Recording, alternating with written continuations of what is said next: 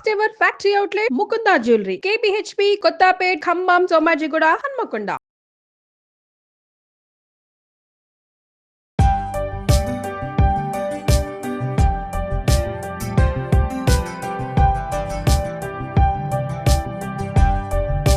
Suman TV ప్రేక్షకులందరికీ సంక్రాంతి శుభాకాంక్షలు.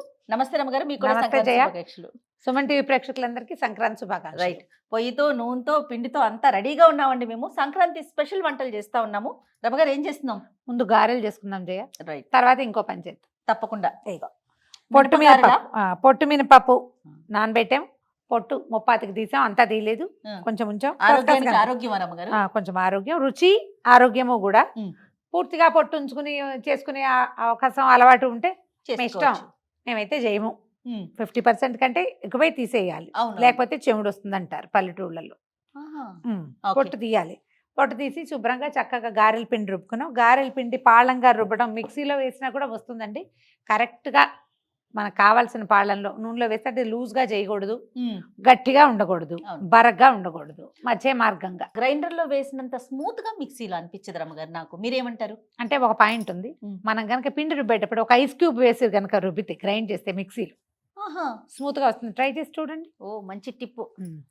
అయితే ఏంటండి రమ్మగారు? పచ్చిమిరపకాయలు, అల్లము, పచ్చిమిర్చి గ్రైండ్ చేసాము, లేదా రోల్ ఉంటే చక్కగా కచ్చా పచ్చాగా దంచండి. ఓకే, బాగుంటుంది. ఇదిగో అంటే పండగ రోజుల్లో మేము ఉల్లిపాయలు వాడతాం, మాకు అభ్యంతరం లేదంటే ధారాళంగా ఉల్లిపాయ వేసుకోవాలి. అంతేనా? దేవుడి దగ్గర పెట్టాలనుకుంటే మాత్రం ఉల్లిపాయలు వేయకపోవటమే మంచిది. దేవుడు మాత్రమే, దేవుడికి ఎందుకు ఉల్లిపాయ పెట్టకూడదు? ఉల్లిపాయ కూడా దేవుడే సృష్టించాడు కదా. ఇలాంటి మంచి భావాలు ఉంటే, ప్రగాఢమైన భావాలు ఉంటే ఉల్లిపాయ కూడా వేసుకుని చూపించుకోండి. అది మీ ఇష్టం, మీ ఇంట్లో అలవాటుని బట్టి. జనరల్ గా చెయ్యము. జీలకర్ర వేస్తారా? జీలకర్ర వేస్తాను. ఓకే, జీలకర్ర. తర్వాత కొంచెం ఉప్పు ఆల్రెడీ పిండిలో వేసి రుబ్బేశాను. ఇంకేం కావాలి? ఈ మాత్రం. ఇగో కొత్తిమీర వేద్దాం. ఒక్కసారి తడి చేసుకుని దీని పైకి కిందకి కలిపేద్దాము. మీరు వేస్తారా రమ్మగారు పండగప్పుడు? వేస్తాను జయ. ఎక్కువగా నైవేద్యంగా పెడతాం. కనుమ నాడు వండుతాం జనరల్ గా. అవును. ఒకవేళ పిల్లలందరూ వెళ్ళిపోతారు ఆ రోజు రాత్రి, కనుమ నాటికి ఎవరు ఉండరు అలా అనిపిస్తే పండగ రోజు కూడా గారెలు వేసేస్తాం. మీ చిన్నప్పుడు విషయాలు చెప్పండి రమ్మగారు. చిన్నప్పుడు ఎట్లా చేసేవాళ్ళు? ఇంట్లో అమ్మ వాళ్ళు చేసేవాళ్ళు? చిన్నప్పుడు మాకు హడావిడి ఉండేది, బోల్డ్ అంత హడావిడి చేయ. మాకు మేము గొబ్బిళ్ళు పెట్టేవాళ్ళము బాగా రెగ్యులర్ గా. మొత్తం నెల రోజులు గొబ్బిళ్ళు పెట్టుకోవటము. తర్వాత మా ఇంట్లో బొమ్మలు పెట్టుకునే ఆచారం ఉంది. బొమ్మల కొలువు బొమ్మల కొలువు పెట్టేవాళ్ళం. ఇప్పటికీ మా అమ్మ వాళ్ళ ఇంట్లో బొమ్మల కొలువు పెడతారు. అవునా? మా ఇంట్లో అమ్మాయిలు లేరు కాబట్టి పెట్టలేదు, కానీ నాకు ఆడపిల్లలు పుట్టుంటే నేను కూడా మా అత్తవారి ఇంట్లో ఉన్నా లేకపోయినా నాకు ఇష్టం. బొమ్మల కొలువు ఇష్టం అండి. బొమ్మల కొలువు ఇష్టం. బొమ్మల కొలువు, బొమ్మల పేరెంటాలు.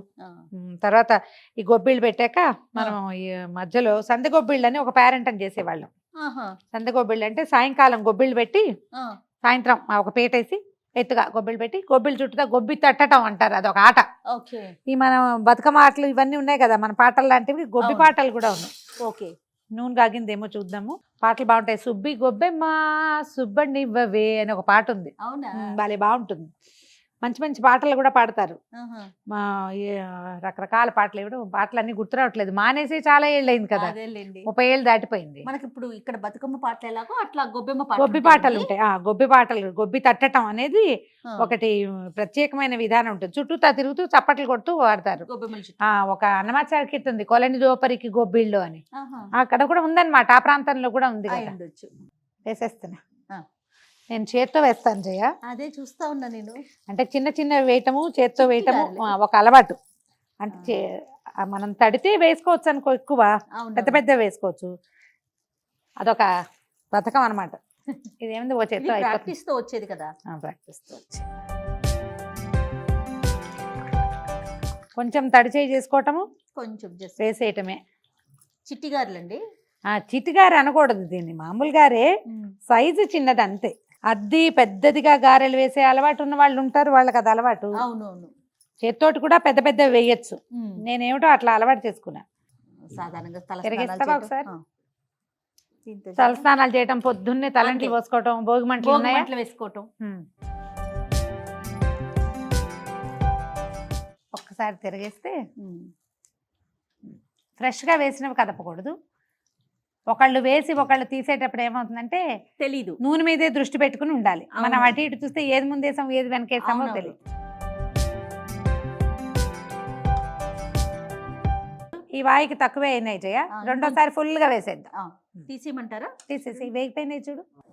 మనం పెద్ద పెద్ద గారెలు ఇంత వేసామనుకో ఈ చిల్లులోకి కరెక్ట్ గా ఇలా మనం అట్లకాడ దూర్చి తీసుకోవచ్చు. కడ్డీలు కూడా దొరుకుతాయి కదా. కడ్డీలు దొరుకుతాయి రమ్మగారు. ఈ చిన్న వేస్తే మనం ఏంటంటే ఇంకా కడ్డీలు వ్యవహారం లేదు, మనం అవును. ఇట్లా బుట్టతోటి తీసుకోవటమే, అవును.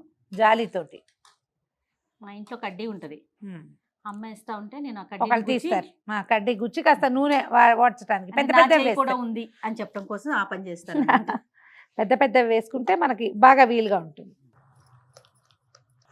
పెద్ద సైజ్ చెకోడీలా ఉన్నాయి రమ్మగారు. ఎవరికైనా పంచడానికి కూడా ఎంత వీలుగా ఉంటాయి జయ. అవునవును.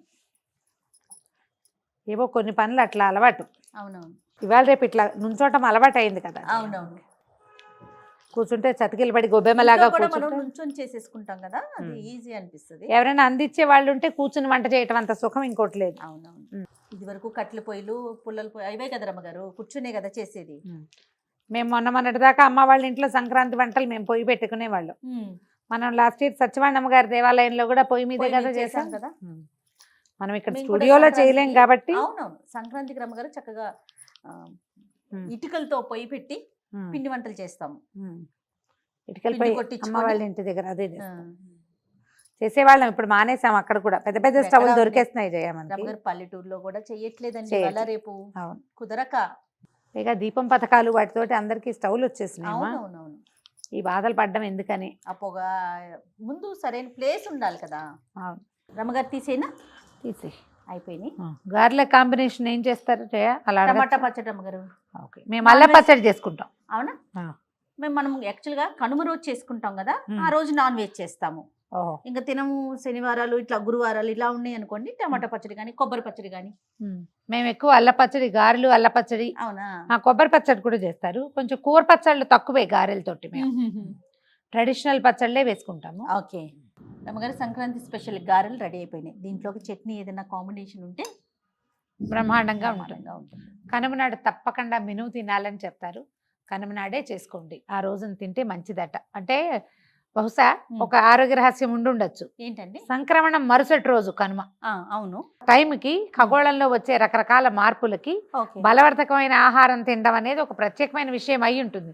అందుకే ఖచ్చితంగా చెప్పారు. అవును. కాబట్టి మినపప్పుతో గారెలు వండుకోండి, మసాలా గారెలు అవి కాకుండా మినపగారెలే వండుకొని తింటాము, పంచి పెట్టడము చేయండి, అంతే సంగతులు. తప్పకుండా రమ్మగారు. మరొక్కసారి సుమన్ టీవీ ప్రేక్షకులందరికీ సంక్రాంతి శుభాకాంక్షలు.